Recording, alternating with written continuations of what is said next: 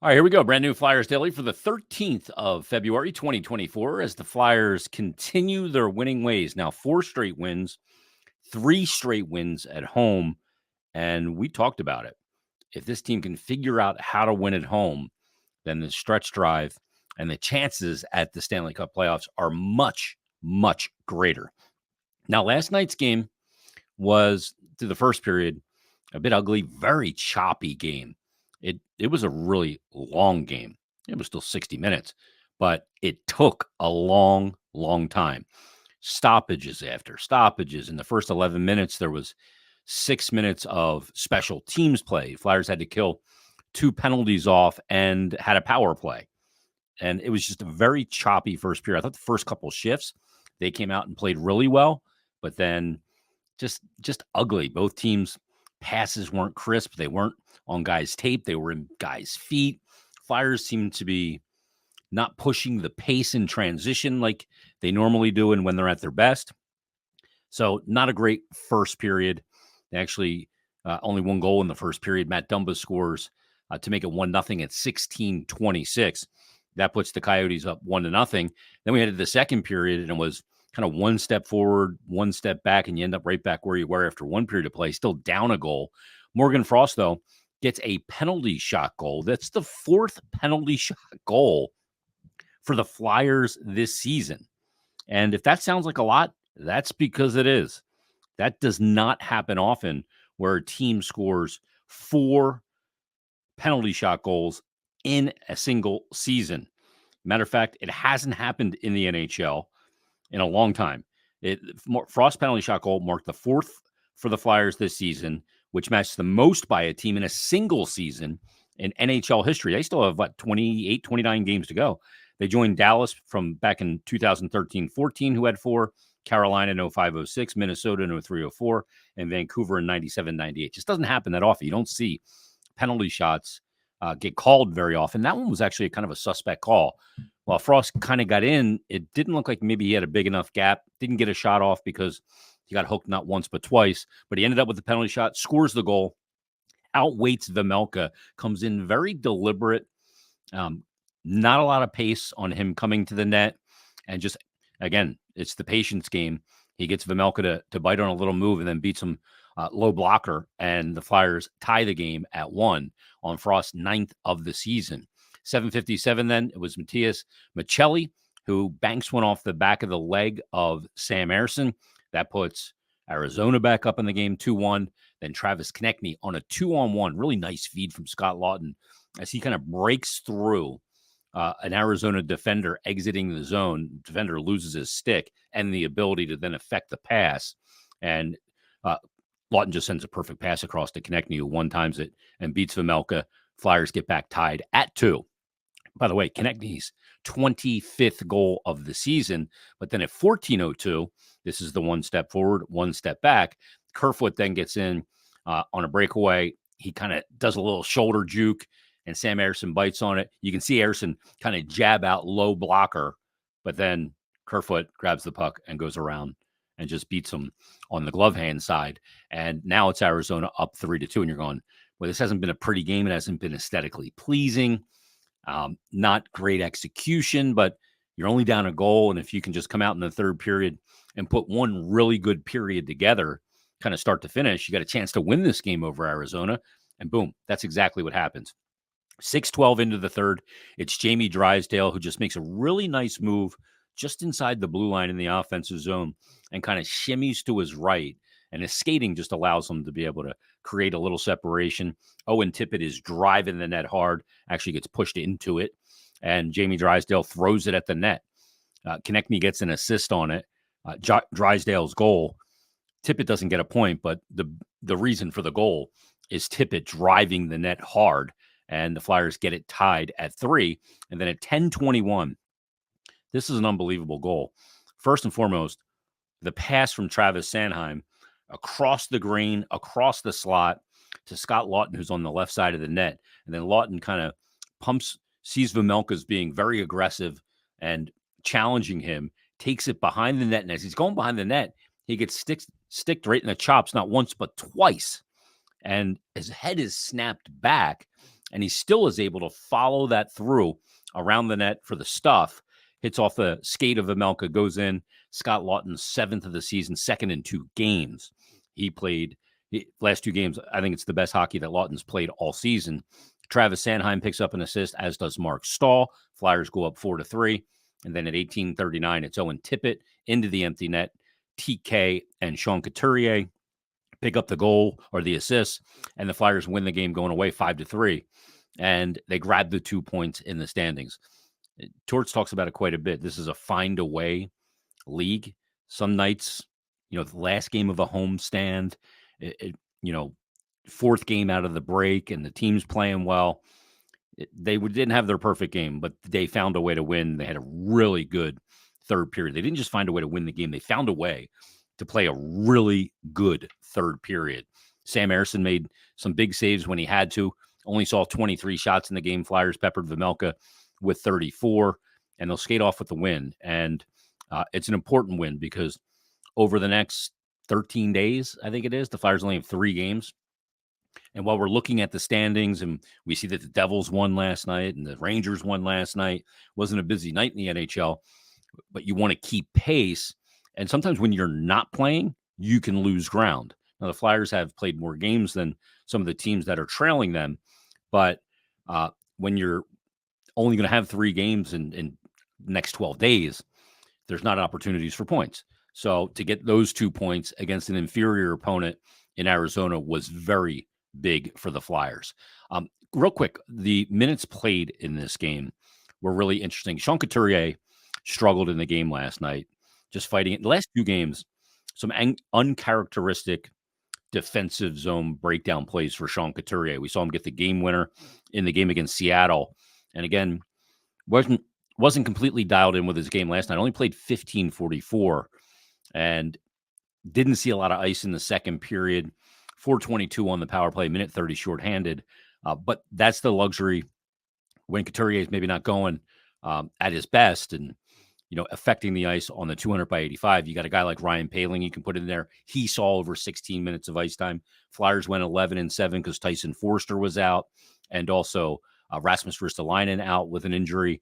Hopefully they'll both be back by the weekend for the Stadium Series game on Saturday night at MetLife Stadium against the Devils. But the minutes were parceled out much differently than normally, or how they've been most of this season, with Couturier only seeing the 15:44. Owen Tippett with over 21 minutes of ice time. Travis Konechny, 21:58 in the game. And I think a real telling sign, I talk about this a lot. You'll hear me talk about this with John Tortorella on this week's Hockey and Hounds, which will be out on Wednesday. I told him, I said, no offense towards, but I don't listen to what a coach says about a player. I look at how a coach uses them. We were talking about Cam York. But when you want to know what a coach thinks about a player, look at the usage. And look at the usage of Morgan Frost in this game. This was, I think, Morgan Frost's best game of the season. I thought he was creative. He was aggressive. He was decisive. He was trying to make things happen. And like Owen Tippett with Morgan Frost, when there's confidence there in his game and what he's able to do and dictate on the ice, you see even more creativity come out. And Morgan Frost is a highly skilled and creative player. When he's got that confidence, and we saw it last year in the second half, when he's got that confidence, that's a big, big thing. He's been the Flyers' leading scorer since he's been back from his last healthy scratch. And, we saw last year in the final 50 games, he was the Flyers' leading scorer. But we said at that time, too, a lot of those games didn't mean much because, the playoffs were out the window. They were playing the string out. Well, that's not the case right now. Morgan Frost is playing really good hockey right now. And these games mean everything. These games are in a tight playoff race. So good on Morgan Frost. Really impressive performance. I mean, his stat line, he's got the penalty shot goal. He has +1, 4 shots on goal on 7 attempts, had 3 hits in the game, 20 minutes and 16 seconds of ice time on 27 shifts.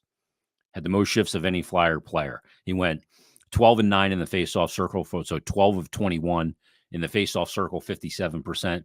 Really strong performance from Morgan Frost, and look to see him continue to follow that up. That'd be a great sign for the Flyers, for him to keep playing extremely well. Sam Ersson makes the 20 saves on 23 shots. Not a great save percentage game.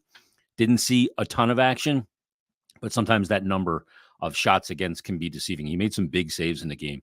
And one thing I know about Sam Emerson, we haven't seen a ton of them. The sample size is not big, but I feel like in watching Sam Emerson, he's got one hell of a glove. He never, I'll knock on wood, never gets beat high glove. He's got a little style to it, a little snap when he makes saves.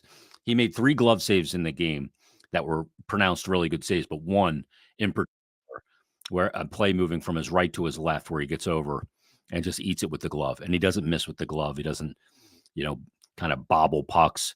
He snaps them and gets the stoppage of play. Really good glove hand from Sam Emerson. I thought he was good in the game as well. And the Flyers, you grabbed the 2 points, and that's the most important part. So after the game, I had a chance to catch up. Now, in the first period during a penalty kill, Scott Laughton blocked a shot, I think on the foot, went kind of down, halfway down the tunnel, and he was in a lot of discomfort. He's got stuck out there after getting hit for a good another 35, 40 seconds and really couldn't move. It was an absolute stinger. Was in the tunnel for a while, came out during a TV timeout on the ice to just kind of test it and move around, stayed in the game, came back a couple shifts later on the Flyers power play, and then he ends up with a great assist to Travis Konechny off the rush, and then obviously with the game winner wraparound goal to beat Vejmelka and give the Flyers the 2 points. I had a chance to catch up with Scott Laughton after the game, get his thoughts, and here's that conversation. On Flyers post game after a 4 straight win with center Scott Laughton. Lauch took a lot of shrapnel in this game tonight. How you feeling? Yeah, I'm all right. A little banged up, but it happens at this time of year. You play through it and find a way. You found a way to get that game-winning goal while being sticked in the chops. How do you kind of bear down and still find a way to tuck that one? Yeah, kind of just in the moment. I knew he was a little bit out of his net. Sandy made a great pass across ice. I bobbled it a little bit, and I wanted to finish it. So sometimes that happens when you got to score goals, and was fortunate to get one there. You guys in this game, it didn't look like there was a whole lot of rhythm in the game. It's been disjointed, and it was a very choppy game. But in the third period, you guys come out with a deficit. Was there something said in the room before the third period, or does this group just know what it needs to do? Yeah, I think we know, and I think we have that belief. I think we all knew that we were going to come back if we played our game. Like you said, it was a little bit of a ping-pong match in the neutral zone, but we found a way. Scott, 3 straight wins at home. It's an area you've been really good on the road this year. What's been the difference at home? Good starts. We've gotten off to good starts, been in the lead, and we've found a way to keep it. So it's been good for our group. We go on the road here and have 2 big road games, so we're excited. Yeah, Stadium Series on Saturday. Ice bath tonight? Maybe a little tub. All right. Thanks for doing it. Thanks. There he is, Flyers forward Scott Laughton. Another really strong game out of Laughton. Travis Konechny, his first 3-point game of the season, a goal and 2 assists. And TK just buzzing once again. Well, that puck was not on a stick for more. It was one touch in the back of the net. So much confidence for Konechny, especially off the rush right now. And he's been really strong for the Flyers. And, you look at the 2 points, and what does it mean? As I mentioned before, the Devils get a win, 3-1 over Seattle. The Rangers get a 2-0 win over the Calgary Flames. And right now the Flyers 1 point back of Carolina in the Metropolitan Division. Carolina's got 65 points in 51 games. Flyers now have 64 points in 54 games. So they've played 3 more games than Carolina. Okay. But the drop off from the 3rd spot in the Metro where the Flyers sit at 64 points to the 4th spot is 8 points. Flyers at 64, and then the Devils and the Islanders each with 56 points. Devils have 51 games played, so they've got 3 in hand on the Flyers. The Islanders have 52 games played, so they got 2 in hand on the Flyers. So that's a really good number to have that kind of gap right now for the Flyers. They're going to get Toronto coming up on Thursday, probably without Morgan Rielly, who's going to get, not probably, he's going to be suspended for multiple games. Just a question of how many, whether it's 5 or 6, for the incident with Ridley Gregg. And he's their best defender. So you have an opportunity in Toronto to get to 5 straight wins. It'd be amazing to have 5 straight wins capped off with that 5-1 win over Dallas. Then you have the 5 straight losses and now an opportunity on Thursday to win 5 straight games again.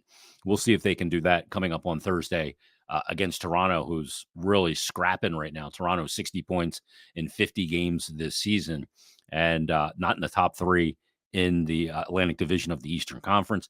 And then Saturday, kind of a light week for the Flyers, which is good. Gets a little bit of practice time in and kind of rest the bones a little bit. But then you look at Saturday and the Stadium Series game against the team that's right behind the Flyers in the standings, the New Jersey Devils. And the Devils kind of, it's been a really scrappy year for them, 4-5-1 in their last 10. They get the win last night, but that'll be a big 2 points in the Stadium Series game coming up Saturday night at MetLife Stadium. So still not a lot of games this week, but some very important opportunities for the Flyers with 2 Eastern Conference teams, one that we haven't seen this year in Toronto and another with the New Jersey Devils. Now, coming up in tomorrow's episode, I was so happy last night because I'm at the game and I'm on my way down, driving down, and I get a phone call from Joe Seville and Flyers PR and says, "Hey, got a question for you. There's going to be someone in attendance tonight. I wanted to see if you'd be interested in taping an interview for Flyers Daily." And he told me who it was. And I said, absolutely. One of my favorite guys that I've covered and kind of dealt with in the role I'm in on the radio broadcast for many years. He played over 700 games as a Flyer, played over 1,000 in the NHL. One of the straightest shooters, most honest guys you'll ever meet, and he was a damn good player. Jake Voracek. You get to hear that interview tomorrow. And let me just say this, that the interview starts off with Jake Voracek popping open a fresh beer. So it's a good one. And it was great to catch up with Jake as his career is all but over at this point. He's still under contract this year. Is actually with Arizona. Won't play again. Had the concussion issues. Said that it has bothered him for a couple of years now. And life after hockey. So you'll get to hear from former Flyer Jake Voracek, the 7th overall pick, I think in the 2007 draft. So you get to hear that tomorrow. And I just adored being able to interview him from time to time because it was just unbridled honesty, no filter. That's what I loved about Jake Voracek. And he's a real good guy as well. All right, so that's going to put a wrap on this episode. Flyers get the 2 points. They get the win over Arizona. They've won 4 straight. I guess the dirt and the shovels brigade has kind of put the shovels back in the shed for a little bit. They'll break them out again, though. You lose one game, those people will be right back at it again. But we'll see where it goes from here on Thursday against the Toronto Maple Leafs. But coming up tomorrow, Jake Voracek and another brand new episode of Flyers Daily.